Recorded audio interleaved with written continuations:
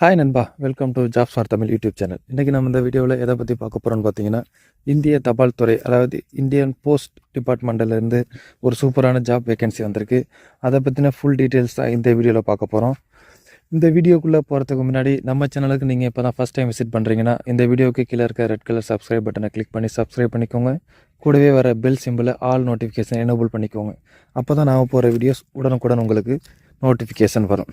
இந்த வீடியோவை ஸ்கிப் பண்ணாமல் பாருங்கள், அப்போ தான் உங்களுக்கு ஃபுல்லாக புரியும். வாங்க வீடியோக்குள்ளே போகலாம்.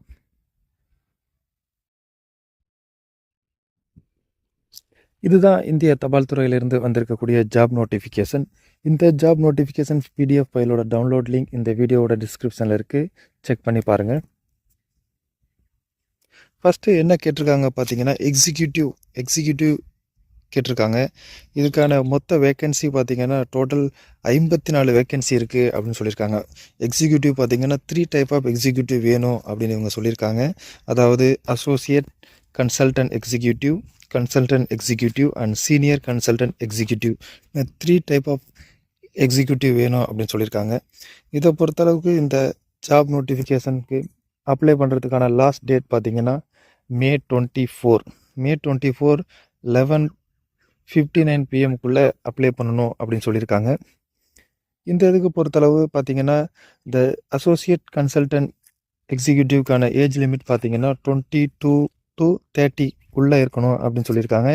எக்ஸ்பீரியன்ஸ் பார்த்திங்கன்னா 1 year எக்ஸ்பீரியன்ஸ் இருக்கணும் அப்படின்னு சொல்லியிருக்காங்க. அடுத்து கன்சல்டன்ட் எக்ஸிக்யூட்டிவ்க்கு பார்த்திங்கன்னா 22 to 40 வரைக்கும் ஏஜ் லிமிட் இருக்கலாம் அப்படின்னு சொல்லியிருக்காங்க. இதுக்கு மினிமம் 4 years எக்ஸ்பீரியன்ஸ் இருக்கணும் அப்படின்னு சொல்லியிருக்காங்க. சீனியர் கன்சல்டன்ட் எக்ஸிக்யூட்டிவ் பார்த்திங்கன்னா 22 to 45 வரைக்கும் ஏஜ் லிமிட் இருக்குதுன்னு சொல்லியிருக்காங்க. இந்த போஸ்ட்டுக்கு பார்த்திங்கன்னா 6 years எக்ஸ்பீரியன்ஸ் இருக்கணும் அப்படின்னு சொல்லியிருக்காங்க.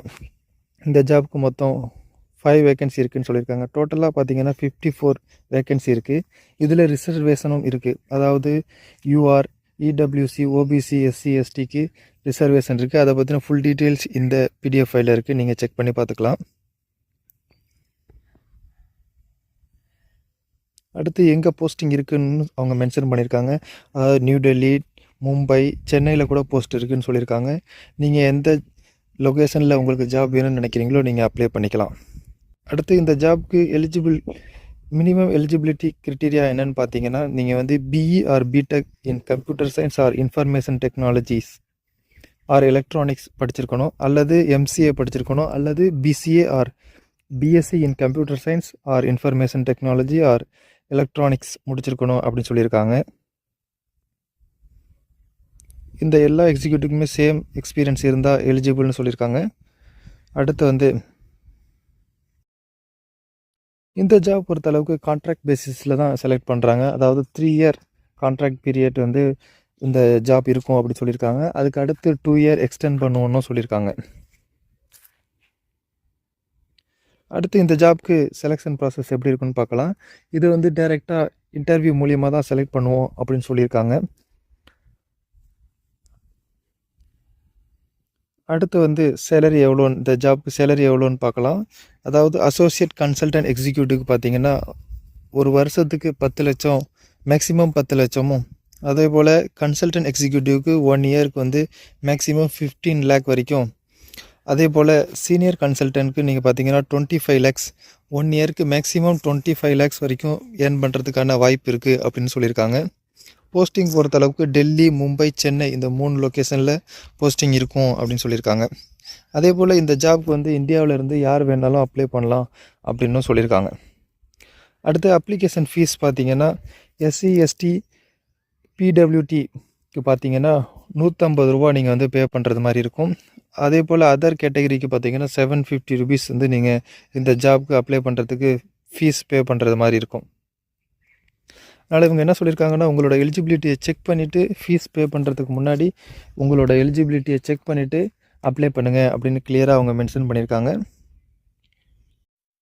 அடுத்து ரிசர்வேஷன் ஏஜ் ரிலாக்ஸேஷன் இருக்குன்னு சொல்லியிருக்காங்க. அதாவது SC, STக்கு 5 yearsம், OBCக்கு 3 yearsம், அடுத்து 10 years ஃபார் PWTக்கும் அதே போல் ஏஜ் ரிலாக்ஸேஷன் இருக்குது அப்படின்னு சொல்லியிருக்காங்க. இதையும் நீங்கள் செக் பண்ணி பார்த்துக்கோங்க.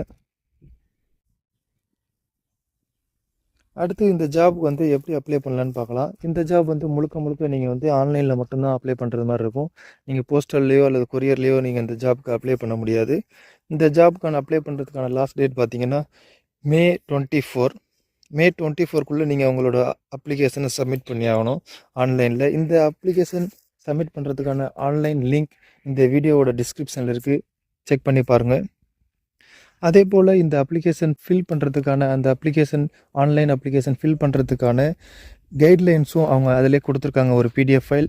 அவங்க வந்து அந்த பிடிஎஃப் ஃபைலை ஃபுல்லாக படித்து பார்த்துட்டு அதுக்கப்புறம் போய் ஆன்லைனில் அப்ளை பண்ணுங்கள் அப்படின்னு சொல்லியிருக்காங்க. ஸோ நீங்கள் அப்ளை பண்ணுறது மாதிரி இருந்தீங்கன்னா ஃபஸ்ட்டு வந்து அந்த கைட்லைன்ஸை ஃபுல்லாக படிச்சுட்டு அதுக்கப்புறம் ஆன்லைன் போர்ட்டலில் போய் அப்ளை பண்ணுங்கள். ஓகே நண்பர்களே, இந்த ஜாப் உங்களுக்கு எலிஜிபிளாக இருக்கும், சூட்டபுளாக இருக்கும் அப்படின்னு நீங்கள் நினச்சிங்கன்னா உடனே அப்ளை பண்ணுங்கள். நாளைக்கு வேறொரு வீடியோவுடன் சந்திப்போம். நன்றி, வணக்கம்.